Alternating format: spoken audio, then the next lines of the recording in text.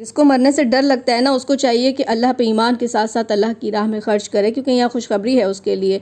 वमा तुनफ़िक़ू मिन खैरिन, जो भी तुम नेकी करोगे, जो भी अच्छा काम करोगे, जो भी अल्लाह की राह में खर्च करोगे, फली अनफुसिकुम, उसका फ़ायदा खुद तुमको होगा। वमा तुनफ़िक़ूना, और जो भी तुम खर्च करो उसकी नीयत तुम्हारी क्या होनी चाहिए, इल्ला इब्तिग़ाअ वजहिल्लाह, कि मेरा रब मुझसे राज़ी हो जाए। दुनिया को दिखावा नहीं करना है, बल्कि अल्लाह मुझसे खुश हो जाए।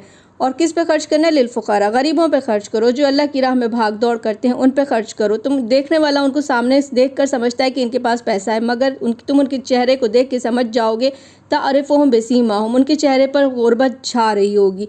और ख़ासियत उनकी यह है कि ला यसअलून नास इल्हाफ़ा, वो लोगों से चुमट चुमट कर नहीं मांगते हैं। उन पर अल्लाह खर्च करो, अल्लाह खुश होता है।